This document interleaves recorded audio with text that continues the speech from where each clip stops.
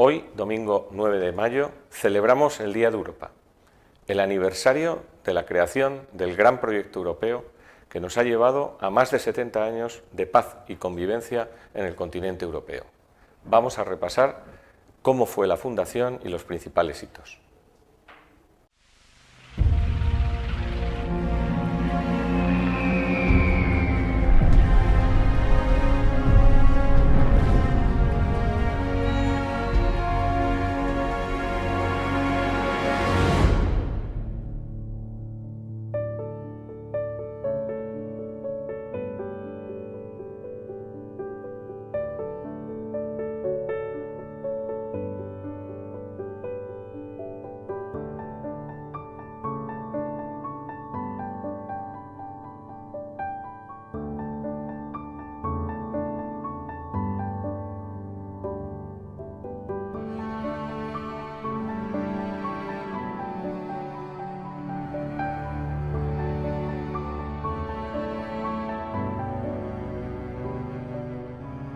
Il fallait changer les formes de relations entre les pays d'Europe, et d'abord entre la France et l'Allemagne. Comme prélude à une organisation européenne, il fallait commencer.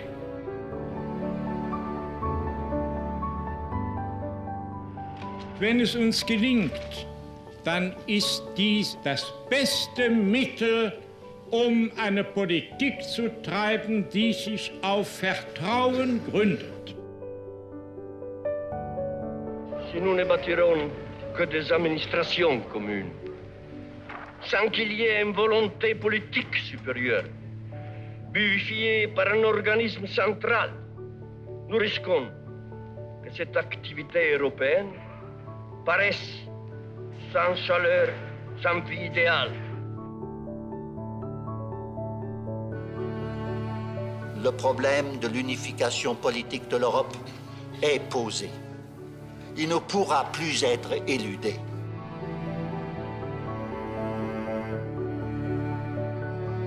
C'est ça l'effort européen.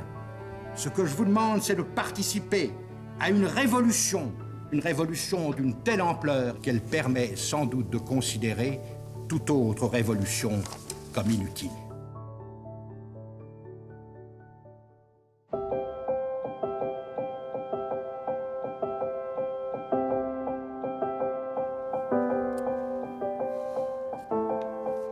Es war sein 78. Geburtstag, also 54. Es war mein 4. dort in Palais Schaumburg.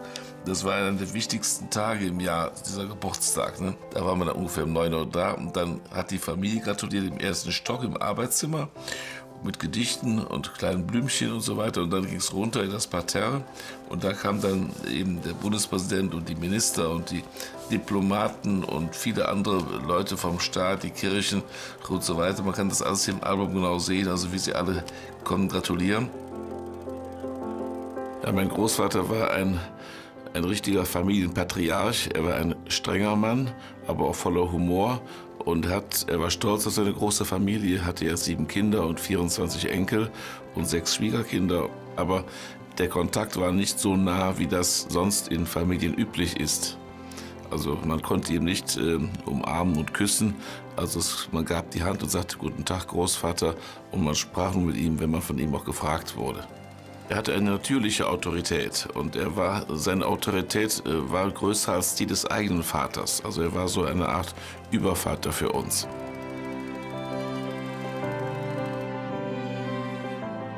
J'ai connu Robert Schuman très tôt, quand j'étais encore étudiant à la faculté de pharmacie de Nancy. Bon, ça a été un événement très important dans ma vie. Et puis j'étais très frappé par sa simplicité, par sa modestie, par son humilité, par cette absence d'entre-gens spectaculaires et visibles. Il n'y avait rien de tout ça. Tous les samedis, je venais déjeuner avec lui, quand il était libre naturellement. Alors, le menu était toujours le même, c'était l'omelette, les pommes de terre rôties, la salade, le fromage et les fruits et des tartes de Mirabelle en saison, seulement en saison. Alors ça faisait partie du rituel, ça. Puis après, nous montions dans son bureau, et puis il me posait des questions. C'est très curieux parce qu'il s'intéressait à mon travail. Il était très à l'écoute des jeunes, très à l'écoute des jeunes. C'est un homme qui n'avait pas de besoin, qui n'avait pas de désir dans le sens possessif du terme, qui n'était pas un hyper-consommateur. Il se serait trouvé très mal à l'aise dans la société hyper-matérialiste dans laquelle nous sommes obligés de vivre maintenant. Quand il rentrait ici de Paris, il prenait le train et il arrivait à la gare de Metz, et à la gare de Metz, il prenait le bus pour venir ici. Et alors, ça faisait grand souci au préfet, surtout quand il était président du conseil, naturellement, parce qu'on ne pouvait pas le surveiller. Alors, le préfet dépêchait des voitures derrière le bus pour l'accompagner, mais il prenait les transports en commun. On dirait aujourd'hui de lui qu'il avait une sensibilité écologique.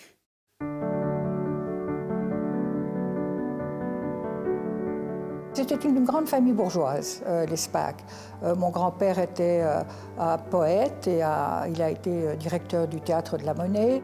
Sa mère a été la première femme sénatrice. Donc elle a été sénatrice au moment où les femmes n'avaient pas encore le droit de vote, ce qui est tout à fait extraordinaire. On s'amusait beaucoup avec lui, beaucoup. Les déjeuners de famille et les vacances étaient vraiment des fêtes. Mon père avait un grand charme.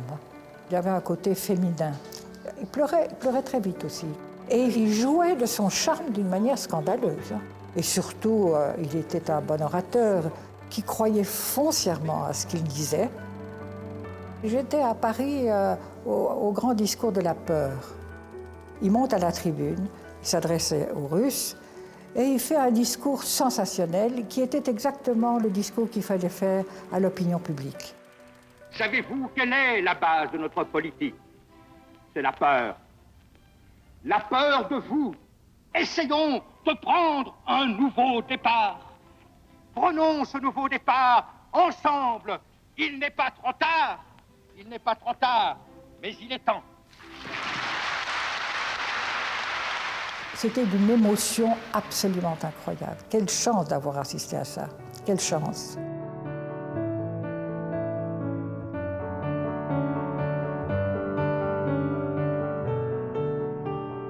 On m'a souvent posé la question, le secret de Jean Monnet. Bon, je réponds d'ailleurs que Monnet était un homme du discret plus que du secret. Mais s'il avait un secret, c'est qu'il faisait confiance. C'était vraiment sa qualité principale. Mais voyez-vous, à Cognac, il avait commencé sa vie professionnelle en vendant du cognac au Canada et aux États-Unis. Quand un négociant en cognac va chez un cultivateur pour acheter un fût, il sent d'abord, il goûte. Si ça sent bon et si c'est bon, l'acheteur fait confiance, il achète. Monnet était un homme qui réfléchissait beaucoup, il avait beaucoup d'idées, il était très attaché à ce que les documents soient mis dans une forme simple, dans un langage simple. Il me dit un jour, voyez-vous, quand j'ai à faire un discours au Parlement, je le montre à mon chauffeur et à ma femme. Si tous les deux ont compris ce que je veux dire, je suis sûr que les parlementaires comprendront. Se devo ricordare com'era quando ero piccola, bambina, ricordo che era un uomo molto serio che cercava però di farci conoscere la vita attraverso la storia, leggendoci per esempio quando avevamo appena 6 anni l'Inferno di Dante. Mia madre mi ricordo che diceva ma Alcide, le bambine, e lui diceva perché? Quello che è naturale bisogna conoscerlo. Egli aveva fatto della sua vita un principio di onestà. Quando ha conosciuto mia madre, nelle prime lettere E tra le altre cose gli scriveva: io non ti posso offrire una vita ricca, una vita importante, perché ho deciso di essere onesto, e l'onestà difficilmente è uno sgabello per diventare ricchi.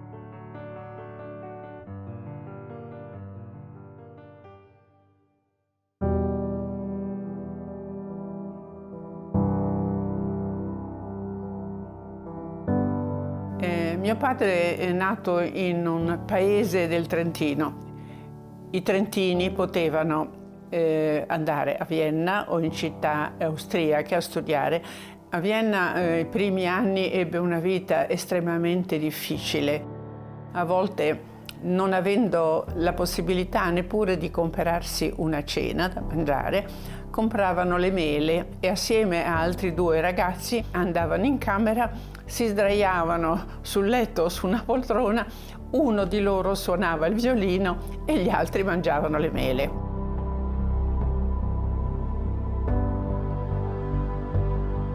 Die Familie war sehr arm und musste mit dem Geld sehr rechnen. Und die Mutter hat sich verdient durch Handarbeit. Und mein Großvater Konrad hat so dabei geholfen, also Säume zu ziehen. Il était un homme des 3 frontières.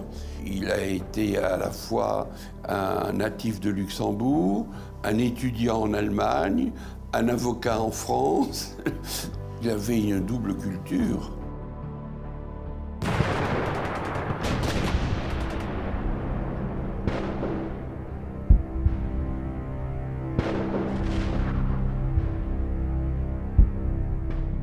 Donc au début de la guerre, le jeune Monet a eu l'idée, déjà, d'unir les forces navales de protection des convois britanniques ou français venant des États-Unis vers le continent européen. Donc Monet, dès son jeune âge, était soucieux d'unir les forces des États en face de l'adversité.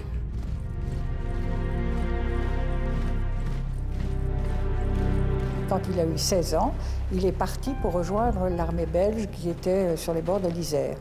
Et ils ont été, comme beaucoup d'autres jeunes, arrêtés par les Allemands et emprisonnés. Il n'a jamais souffert de cet emprisonnement-là, mais en fait, ça lui a quand même donné le sens de l'importance de la liberté.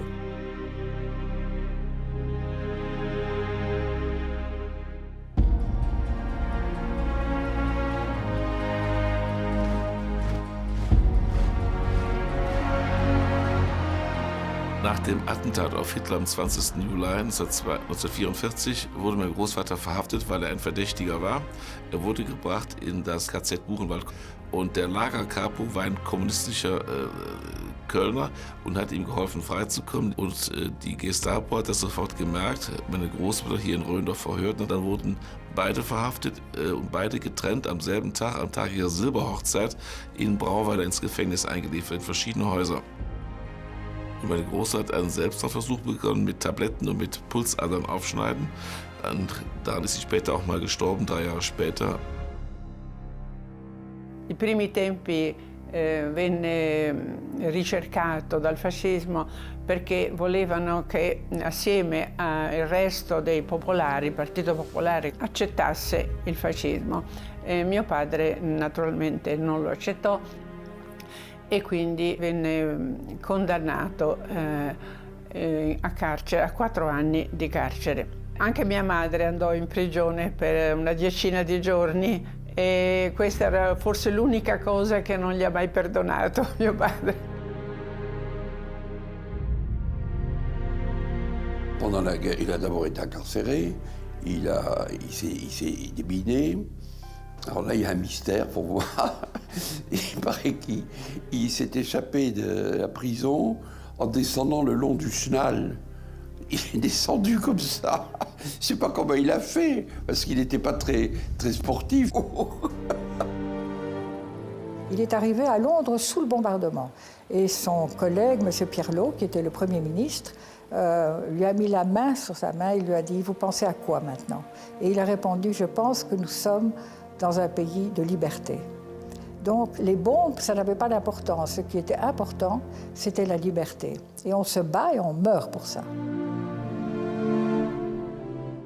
En Angleterre, il disait lui-même, on n'avait pas grand-chose à faire. Ils étaient ministres, mais il n'y avait pas de parlement. Et avec ses collègues néerlandais et luxembourgeois, ils se sont mis à trois en disant, nous devons penser à la construction de ce que ce sera l'Europe.